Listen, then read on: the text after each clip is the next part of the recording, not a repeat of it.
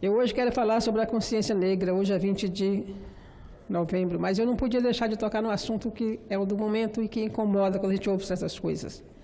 Chamar cubano de escravo porque ganha 4 mil reais é desconhecer os verdadeiros escravos no Brasil, que ninguém diz nada. Está aqui a lista, 209 empresas, no relatório de 2017 que saiu agora, que praticam trabalho escravo, graças ao Ministério do Trabalho. Está aqui, 209, a maioria começando com fazenda, quer dizer, ruralistas. Praticam trabalho escravo, ninguém diz nada. E aí não vai mais ter essa lista, porque o Ministério do Trabalho vai acabar, né? É desconhecer que a Unimed paga 30% para os seus médicos. Pergunta a qualquer médico que trabalha na Unimed se ele recebe a consulta completa. Né?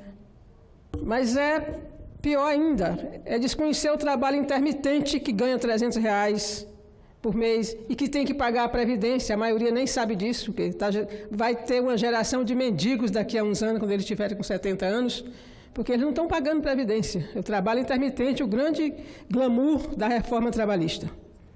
Eu acho que os cubanos mereciam respeito, pelo menos, porque quando o vírus Ebola assombrou o mundo, foram os cubanos que foram lá debelar o vírus. Uma brigada de 700 cientistas, médicos, e o mundo agradeceu a Cuba. Ninguém pode negar que Cuba tem a melhor medicina. Os americanos pegam seus barcos e vão se tratar em Cuba.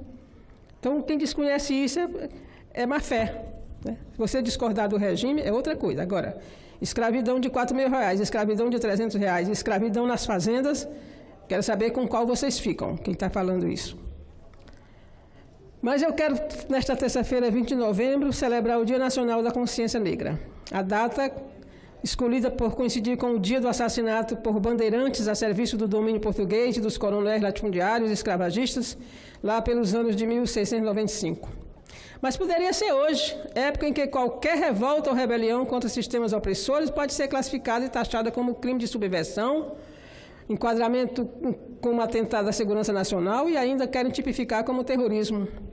O que libera as forças de segurança oficiais ou milicianas, como eram aqueles bandeirantes que ceifaram a vida de zumbi, para reprimirem com violência, prender, torturar e matar os militantes sociais.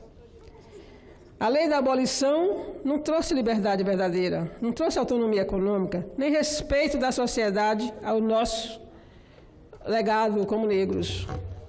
Nunca alcançamos os status de igualdade social e somos vistos com desprezo por causa da imagem preconceituosa que a elite branca brasileira construiu a nosso respeito. Elite esta que é dona das escolas, das editoras de livros, inclusive o didático, dos veículos de comunicação de massa e direi também, é dona do Estado brasileiro, né, de suas estruturas, domina suas estruturas. Qualquer tentativa de furar os bloqueios dessa estrutura são rechaçadas e ridicularizadas por meio de comunicação, são desidratadas por pessoas e órgãos que definem os orçamentos dos governos e os beneficiários são criminalizados como se estivessem roubando algo. É exatamente isso que acontece com a lei das cotas raciais, a lei de reconhecimento de territórios tradicionais para negros e negros, quilombolas, que estão negando aí agora que quilombola não é gente, não serve para nada, é o que diz o novo presidente. Ou a implementação de simples políticas públicas de transferência de renda para as pessoas mais pobres de nossa sociedade, onde estão os negros e negras. Nossa sociedade é formada principalmente pela mistura de etnias indígenas que aqui viviam, europeias que para cá vieram para colonizar, ou seja, por opção econômica, e por etnias negras e negros africanos que não nasceram aqui, nem pediram para vir para cá, mas foram caçados, aprisionados e finalmente trazidos para o Brasil por mercadores de gente, como hoje nós temos mercadores de gente também, os famosos gatos que levam as pessoas para a fazenda, sob encomenda da mesma elite a qual já me referi acima, para serem escravizadas. Como gente sequestrada, mantida cativa e escravizada, nosso povo construiu esse país, desde as primeiras pedras de seus alicerces. Hoje, como mão de obra barata, ainda o construímos. E não temos acesso às riquezas que produzimos. Construímos escolas e universidades e nossos filhos não podem estudar nelas. Fabricamos carros modernos, só podemos nos aproximar deles como lavadores e guardadores. Levantamos hospitais que não nos atendem. Acumulamos fortunas para os nossos exploradores.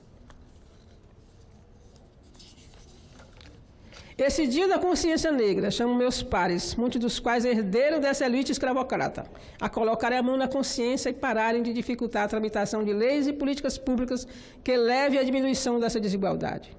Façam isso por justiça ou por perceberem que isso não é mais possível, não tem mais lugar nos dias de hoje a escravidão.